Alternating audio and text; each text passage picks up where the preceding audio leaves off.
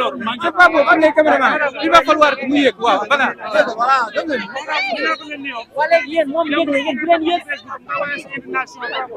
waaw ñu gaaw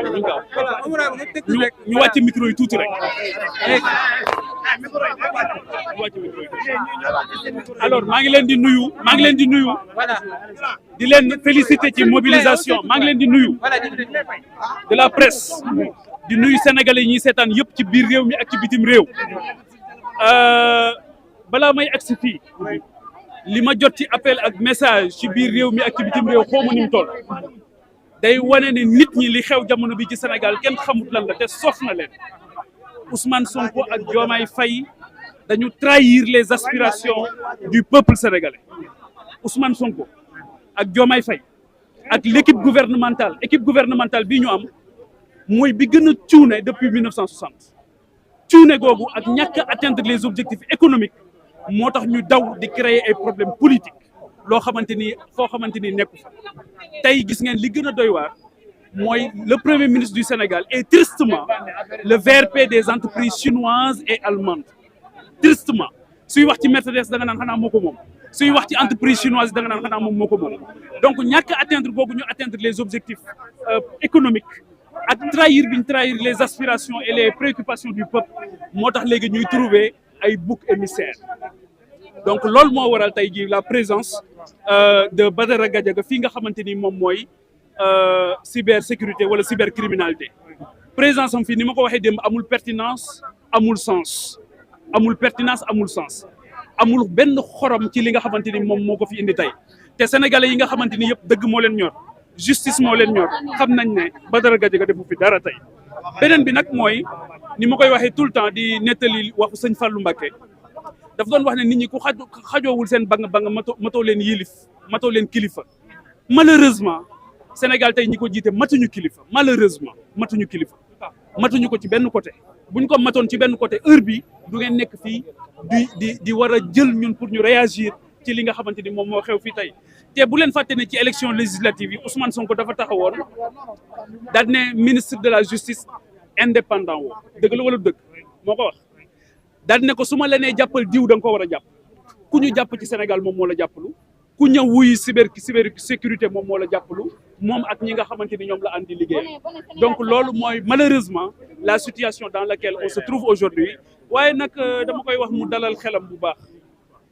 ni ñu doon noggatoo Bougane Gueye Dany fële ca Bakel yóbbu ko Tamba ne dañ koy nëbbu jant bi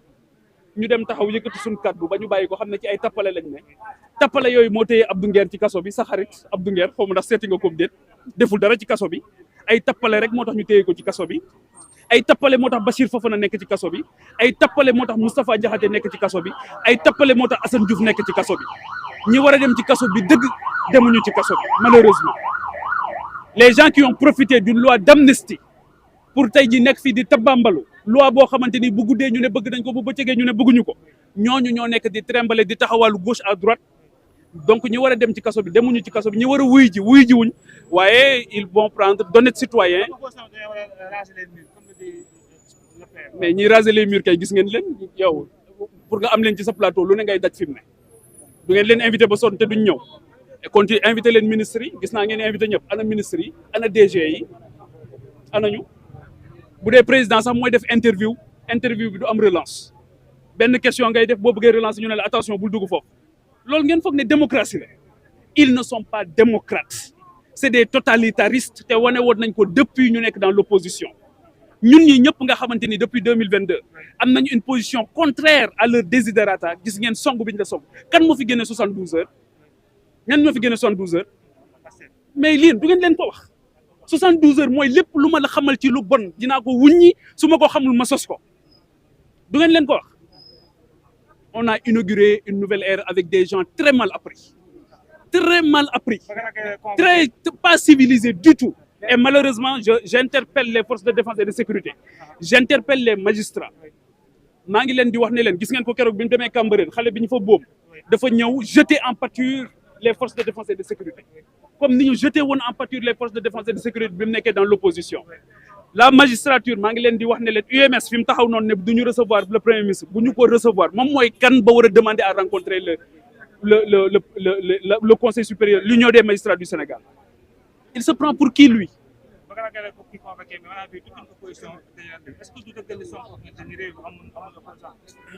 Non, loolu moom xam nga Macky Sall dane woon je vais réduire l'opposition à sa plus simple expression. Ousmane Sonko fait pire. Bugul mu génn bugul opposition am fi bugul kenn wax xalaat bu wuuteeg moom waaye il se trompe wax naa ko keroog gor yi taxawoon ne ko daal di ne lépp lu ñuy def ci injustice bu bëggee dal ci sa kaw sax dinañ taxaw ne du ko dal mais gor yooyu ñoo fi nekk ba tey il se trompe de pays il se trompe d'époque waaw xam naa ne bi mu jógee Chine nee na way nan lay def ba am un régime totalitariste affaire yu mel noonu mais il se trompe lourdement. mais voilà bu ñu waxee ne Amadou Ba convoqué nañ si est-ce que duñu njort ne équilibre am na en quelque sorte. équilibre amul dañuy naxaate loolu yow xam nga ne équilibre amul ana Amadou Ba da nga ko gis nga ko non dama ne gis nga ko gis nga convocation wax na leen ne convoqué nañ ko mais peut-être qu'on lui a déroulé le tapis rouge. C'est une justice à deux vitesses loolu moo tax bi ñu tëjee gone mi ci kaso bi dafa déplacé wu ñëw jour ouvrable le premier ministre les fonctionnaires les hommes d'affaires aujourd'hui font le pied de grue devant dans la primature mënuñu koo gis waaye moom bi ñu tëjee ñaar ñuy tooñkat yu nekk ci moom dafa dem seeti leen bëccëg mettre la pression ci la justice mettre la pression sur le procureur de la République Ousmane Diagne dama ko yërëm Ibrahima Ndoye dama leen yërëm ne succombez pas résistez à Ousmane Sonko et à ses affres. Il s'attaque à la justice, il s'attaque à tout le monde. Il s'est toujours attaqué à toutes les institutions, qu'elles soient constitutionnelles ou pas. Ousmane bu la gisee ci kanamam day jàpp ne war naa mën a dox ci sa kaw waaye loolu dafa trahir les aspirations du peuple mais dafa war a génn mais Badara Gadiaga warul def 5 secondes ci biir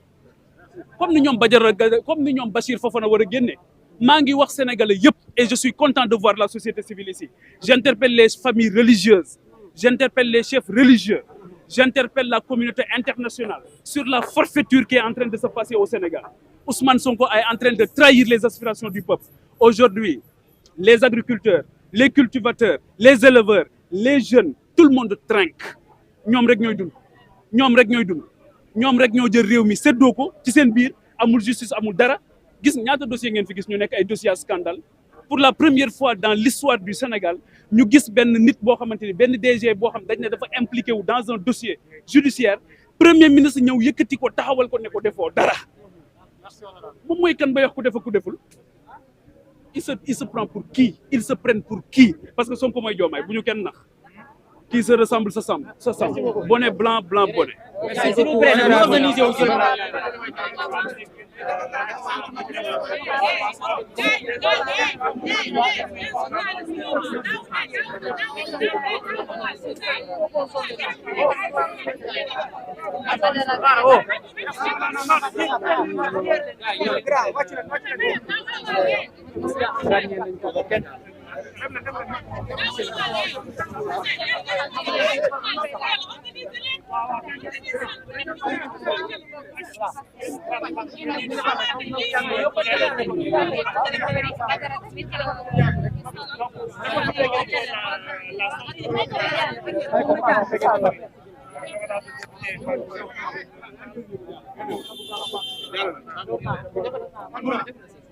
ñu ci kaw mu positionné balaa ñuy jottali seen micro. yàlla dañ taxaw ñu ñëpp ñu yaatu yéen ñi taxaw nii wàcc leen yéen ñoo ñu taxaw foofu wàcc leen ñu yaatu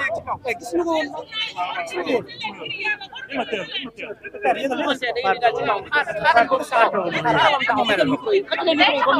waaw voilà c'est bon monsieur le ministre sa appréciation d'abord ci convocation.